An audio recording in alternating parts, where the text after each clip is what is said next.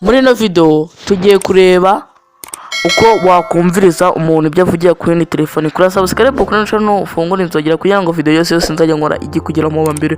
Gura like reka dutangire step by step tihutishije kugira ngo atagira ikigucika. Hello friend, muri ino video tugiye kureba ukuntu wakumviriza umuntu. Nibisanzwe ntabwo tuzagukoresha internet no musi turajya muri phone. Urafunga muri phone yawe ukandemo akanyenyeri 21 wandike nomero z'umuntu umva ushaka kumvirizaho. Katuzandike twandike nomero z'umuntu twumva ko dushaka kumvirizaho, tuzandike zose teka tuzirangize. Urakana akanyenyeri 21 ukana akanyenyeri wandike nomero ukanda urwego gwite wemeza. Hano ko baratubwiye ngo Karim forging register was successful.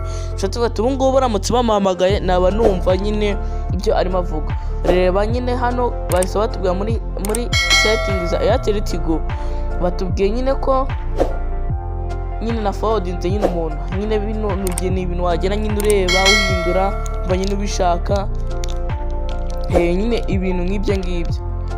Katere hano muri card setting okay, urana ko nyine hano nakizemo ibara ry'icyatsi nanze ko nyine mwabona nomero zanjye. Okay, nyine uragenda nyine hano habarimo amasetting menshi. Bakimuhamagara nyine nawe telefone nawe isona. Iyo umuntu agerageje kumuhamagara nawe telefone isona yamufata nyine nawe ugatumva ibyo arimo bavuga byose. Okay, reka tereba ukuntu umuntu yabikora mu nakana akanyenyeri urwego 002 urwego. Nibyo umuntu azabukana kugira ngo hagarike ino code umuntu ashyize muri telefone.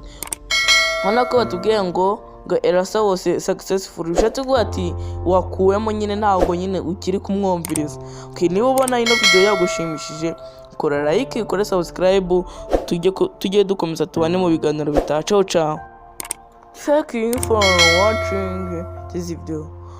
Subscribe now and like and comment.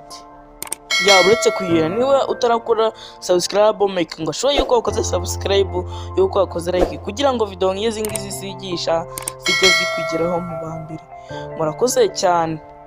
Ufite ikibazo cyangwa igitekerezo wakandika muri comment.